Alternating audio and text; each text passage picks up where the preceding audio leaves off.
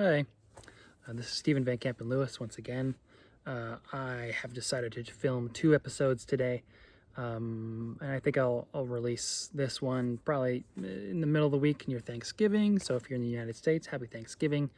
If you are not in the United States, it's a fun holiday where we eat too much at the end of November and typically hang out with family. Though obviously for COVID reasons, there's a lot of folks that are not able to hang out with their family this year.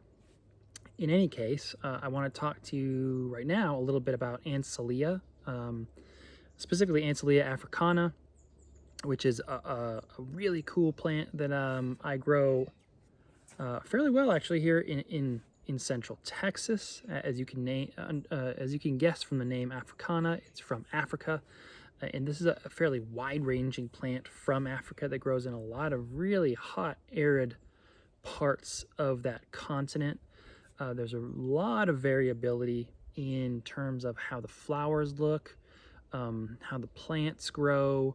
There's sort of regional variants all over the place, and I feel like this is one of those species that's sort of categorized as it's always a yellow flower with brown spots, but that's not always true. There's sometimes the flowers are big, sometimes they're small.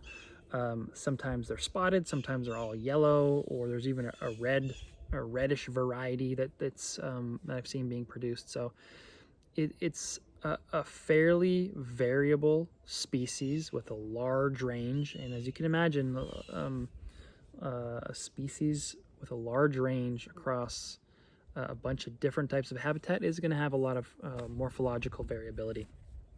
In any case, it is my understanding that they all grow fairly similarly, and if I'm wrong, I hope somebody adds some comments indicating what their source is for something different. But in any case, for me, they do really well here in Texas.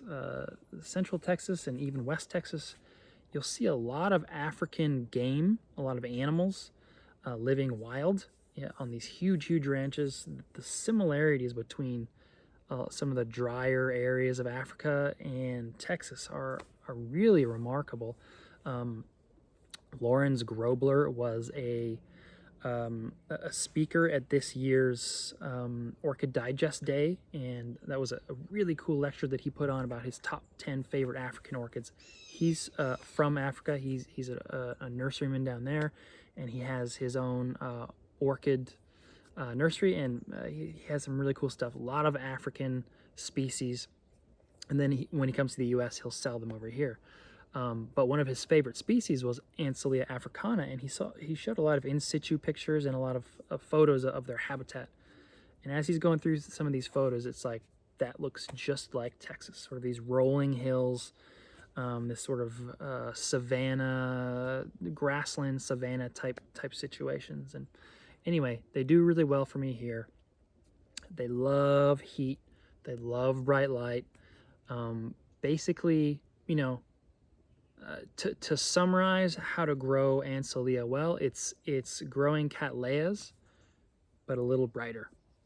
So one of the things that Lawrence talked about was how he sees them, Ansellia, growing in full sun in Africa sometimes.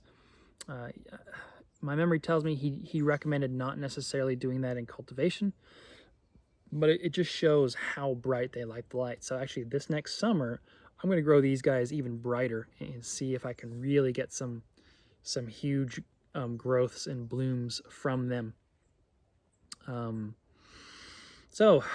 Like with so many of my Cattleya types, these guys grow super bright, maybe 50% shade throughout the heat of summer. They take 105-degree temperatures just fine for months on end.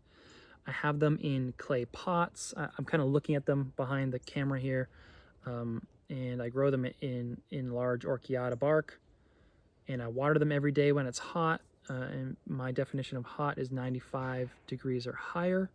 If the temperature is between 85 and 95, I'll water them every other day. And if it's cooler, I'll water a couple times a week. And then in winter, when things are chilly, I'll back off on watering, and I'll water like once every week or once every 2 weeks. But I'm gonna turn the camera around and show you 3 plants that I have, all of which are doing really nicely. Fertilizer, you can fertilize them as you would for Cattleyas. I use a combination of purely organic fertilizer, and that's a brand, and then NutriCoat pellets. So I'll do the purely organic in the spring, and then the NutriCoat slow release fertilizer in the second half of the growing season. But let's turn this camera around and get a look at some of these plants. Hey, don't forget to hit that like button and the subscribe button. I know that about half of you watching right now are not subscribers, so please subscribe and then you'll get notifications when my new videos are up. All right, so I've turned the camera around and I'm filming on a dirty table. Excuse me. Sorry, not sorry. But I want to show you the 3 plants that I have and show you some interesting things, some interesting features about all of them. Specifically this one is actually called Ansellia nilotica, which I believe is now, and it's from Carter and Holmes originally. But Ansellia nilotica, my memory tells me, is actually Ansellia africana, and it's just a variety. And a friend, I did a trade a year ago or 2 years ago with my friend, and in the mail he sent me this chopped bulb with a single growth coming off it, which I guess would be this one here, and said, hey, I cut the bulb in half on this division that I'm sending you because it won't fit in the box otherwise, but it should be fine. And, you know, I was a little surprised by that, but hey, it's fine. It seems to be growing nicely.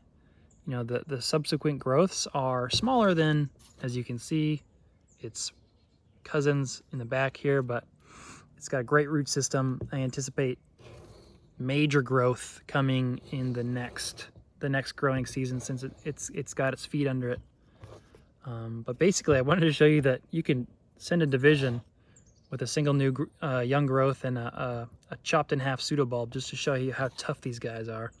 I think if you're growing in the hotter parts of Africa, you have to be a tough species, and certainly these guys are no exception. This is one that I've had for a couple years. I'll show you some bloom photos here. And I also want to show you, so you can see how big it is compared to my hand. So these are good sized plants. These are not small, but what's nice is they don't spend a lot of, their new growths are fairly compact. So you could fit a lot of bulbs into a single large pot. So like Cattleya walkeriana, for example, just sort of rambles and it goes outside of the pot all the time. These guys stay nice and compact, but they do get tall, as you can see here. Something I want to point out is they do have these aerial roots, and these are designed to catch, they create this sort of basket, and they catch leaves and detritus falling down. And as you can see, that's exactly what has happened here. So during the summertime, I grow these under the oak trees that you can see all around my property, and you can see all the oak leaves on the ground and in this pot. So this is an easy way for this species to catch and collect its own fertilizer. So every time a lizard poops here or a leaf falls into the leaves, into the roots here, it stays there, it breaks down, and it becomes fertilizer for this plant. And you can see this does have a heritage on it. I don't remember where I got this from, who I got it from. In the past year or so, I've started writing the names of the people on the back of my tags, who I get them from, or at least the companies. But this one I've had for a couple years, and as you can tell, I didn't write the name, so I don't remember where I got it from. You can see that the chewing bugs will get to these leaves. Probably a katydid or a grasshopper of some sort, but it doesn't seem to mind much. Next is a division that I got from a friend, and then I chopped off a division and sent it back to him because he really wanted it back. This is a really big one. You can see how thick these bulbs are. Next to my thumb. And they are larger than these ones. So I haven't seen this one bloom. I expect to see this one bloom the next time it decides to. This growth here should bloom. This is also a nice big new one, but it's seen a couple of divisions in a couple of years, so it's not super happy right now, but you can see it's got a nice root system. And it is originally from Waldo Orchids, which has a lot of really cool plants. And this is Ansellia africana linwood.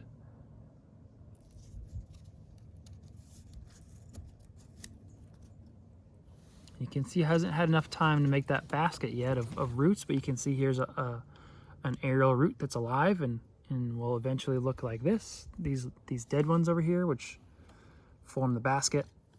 Again, large grade orchiata bark. Clay pot. Fill this in the spring with purely organic. This is kind of what it looks like as it slowly breaks down over time. This was full at one time. And then you can also see the pellets right there for the NutriCoat. In super bright conditions. They like it hot. And they have beautiful blooms. Kind of reminiscent of Certipodium, actually.